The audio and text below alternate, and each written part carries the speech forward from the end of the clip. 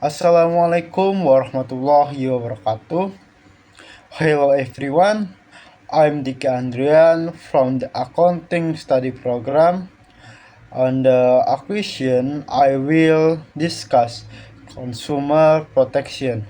Consumer protection is crucial for building a fair and balanced market.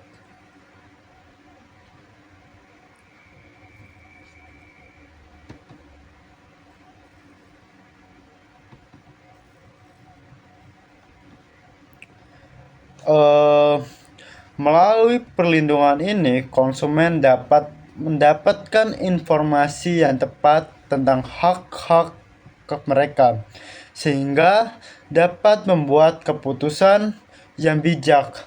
Nah, dalam presentasi ini, saya akan membahas pentingnya perlindungan konsumen, kerangka hukumnya, tentang yang muncul, serta bagaimana masa depannya. Oke, next itu adalah why this important. Nah, apa sih pentingnya perlindungan konsumen ini?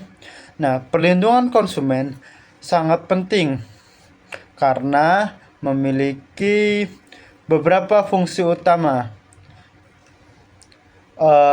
Peran utamanya yaitu pemberdayaan konsumen. Dengan adanya aturan yang jelas, konsumen mengetahui hak mereka dan dapat bertindak jika terjadi pelanggaran.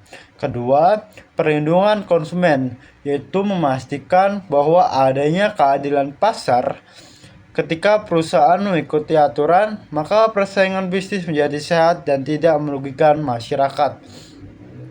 Ketiga, yaitu perlindungan konsumen yang kuat akan menciptakan stabilitas ekonomi, karena transaksi yang aman dan transparan akan meningkatkan kepercayaan antara penjual dan pembeli. Kepercayaan inilah yang menjadi fondasi bagi perekonomian yang stabil.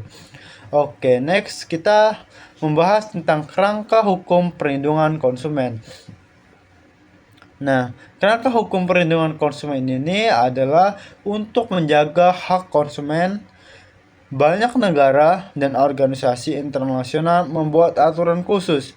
Nah, secara global, organisasi seperti PBB dan WTO menetapkan prinsip perlindungan konsumer agar negara-negara memiliki standar yang jelas. Nah, selain itu, terdapat berbagai undang-undang perlindungan konsumen di masing-masing negara.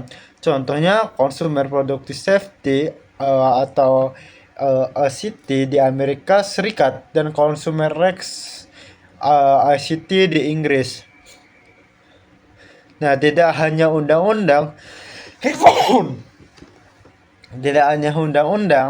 tapi juga ada badan penggerak hukum seperti VTC di Amerika Serikat yang bertugas mengawal praktik bisnis dan memastikan konsumen terlindungi dari penipuan atau kelalaian perusahaan. Keempat, yaitu ada tantangan dalam perlindungan konsumen. Nah, meskipun perlindungan konsumen sudah diatur, masih ada beberapa tantangan yang harus dihadapi. Yang pertama itu ada resiko pasar digital. Nah, dengan adanya resiko ini akan meningkatkan belanja online. Muncul masalah seperti penipuan, keamanan data, hingga produk barang palsu. Nah, untuk yang kedua yaitu ada isu globalisasi. Isu globalisasi ini mencakup produk yang dijual bisa berasal dari berbagai negara, sehingga penegakan hukumnya menjadi semakin kompleks. Ketiga, yaitu ada rendahnya kesadaran konsumen. Banyak orang masih belum mengetahui hak-hak mereka, sehingga sering menjadi korban penipuan atau praktik bisnis yang tidak adil. Nah, selanjutnya yaitu perlindungan konsumen. Nah, perlindungan konsumen ini dapat dibagi menjadi beberapa poin. Dari beberapa poin yang telah kita bahas, dapat kita simpulkan bahwa perlindungan konsumen ini sangat penting untuk membangun pasar yang penuh kepercayaan dan adil. Legislasi yang kuat dan penegakan yang efektif akan membantu menjaga hak konsumen serta mencegah praktik curang dari pelaku usaha. Nah, selain itu, kesadaran konsumen juga harus terus ditingkatkan karena perlindungan tidak akan efektif jika konsumen sendiri tidak mengetahui hak mereka. Dengan menyesuaikan regulasi terdapat perkembangan zaman, kita dapat memperkuat perlindungan konsumen di masa depan.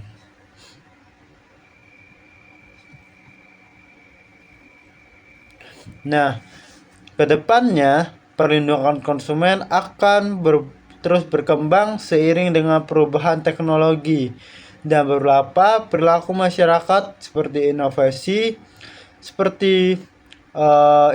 seperti blockchain akan meningkatkan transparansi dan membantu mencatat transaksi dan membantu mencatat dan memastikan setiap transaksi tercatat dengan aman. Selanjutnya, ada dorongan besar terhadap keberlanjutan di mana konsumen semakin memperhatikan dampak lingkungan dan sosial dari produk yang mereka beli. Selain itu, perilaku konsumen yang semakin sadar juga mendorong perusahaan untuk lebih bertanggung jawab dalam menyediakan produk yang aman dan sesuai dengan standar. Nah, selanjutnya yaitu adalah seruan untuk bertindak. Perlindungan konsumen bukan hanya tugas pemerintah tetapi juga kebutuhan partisipasi aktif masyarakat. Konsumen perlu lebih mendidik dari diri sendiri agar mengetahui hak-hak mereka. Selain itu, penting untuk mendorong pengetahuan undang-undang agar peraturan yang ada tetap relevan dengan kondisi pasar. Nah, konsumen juga dapat ikut serta dalam advokasi baik melalui media sosial maupun komunitas untuk memastikan perlindungan konsumen menjadi prioritas bagi semua pihak. Nah, dalam selanjutnya yaitu ada hak-hak dokumen. Dalam perlindungan konsumen ada beberapa hak mendasar yang wajib diketahui oleh masyarakat. Yang pertama itu ada hak atas keamanan dan kenyamanan, yaitu konsumen berhak memperoleh barang yang aman untuk digunakan. Kedua, ada hak atas informasi yang benar agar konsumen tidak tertipu oleh iklan ataupun klaim palsu. Ketiga, yaitu ada hak untuk memilih barang atau jasa tanpa adanya paksaan. Keempat, hak untuk menyampaikan keluhan apabila terjadi masalah. Terakhir atau yang kelima ada hak atas penyelesaian sengketa secara adil di mana konsumen bisa mengadukan kasus ke lembaga terkait untuk mendapatkan penyelesaian yang layak. Nah, selanjutnya yaitu adalah kewajiban para pelaku usaha. Nah, perlindungan konsumen ini tidak hanya tentang hak konsumen tetapi juga terdapat kewajiban para pelaku usaha. Para pelaku usaha ini wajib memberikan informasi yang jujur dan tidak menyesatkan. Selain itu, mereka wajib memberikan informasi. Selain itu, produk yang dijual harus sesuai standar kualitas dan keselamatan. Pelaku usaha juga perlu menyediakan layanan purna jual jika terjadi kerusakan. Tidak boleh ada penipuan, manipulasi harga, maupun iklan palsu. Dengan mematuhi kewajiban ini, pelaku usaha dapat membangun kepercayaan dan reputasi yang baik. Nah, selanjutnya yaitu ada pelanggaran konsumen. Nah, contoh pelanggaran konsumen ini adalah penipuan online shop, harga tidak sesuai dengan iklan, atau data pribadi bocor. Nah, untuk memahami urgensi perlindungan konsumen, mari kita lihat beberapa contoh kasusnya. Misalnya, produk makanan yang mengandung bahan bahaya yang membuat konsumen dirugikan. Ada juga penipuan online shop di mana pembeli sudah membayar tetapi barang tidak dikirim.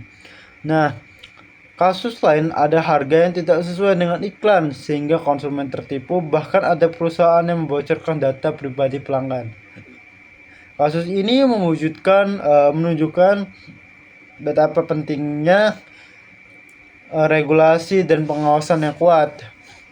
Nah, selanjutnya ini ada peran pemerintah, bisnis, dan masyarakat. Nah, pemerintah ini berperan sebagai pembuat regulasi dan pengawas. Kalau pelaku usaha ini menyediakan produk yang aman dan jujur. Konsumen sendiri memiliki peran yaitu menjaga kesadaran dan melapor jika dirugikan. Nah, perlindungan konsumen membutuhkan kerjasama tiga belah pihak. Pemerintah bertugas membuat regulasi, menegakkan hukum, dan pengawasan pasar. Nah, para pelaku usaha juga wajib mengikuti aturan, menjaga kualitas produk, serta berbisnis secara etis. Sementara itu, masyarakat atau konsumen harus aktif melindungi diri dengan cara membaca informasi produk, berhati-hati dan dengan cara membaca informasi produk, berhati-hati dan segera melapor jika dirugikan. Ketika semua pihak bekerja sama, perlindungan konsumen akan jauh lebih efektif. Nah, sebagai penutup, perlindungan konsumen bukan hanya kewajiban hukum, tetapi juga investasi untuk masa depan. Pasar yang sehat hanya bisa terwujud jika konsumen cerdas, pelaku usaha jujur, dan pemerintah tegas. Kemajuan teknologi yang membawa peluang besar tetapi juga resiko yang baru harus diantisipasi. Dengan bekerja sama, kita dapat menciptakan lingkungan bisnis yang lebih adil dan berkelanjutan bagi semua pihak.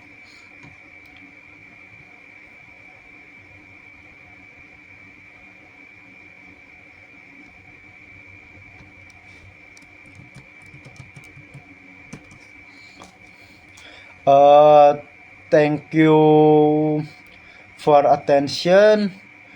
Wassalamualaikum warahmatullahi wabarakatuh.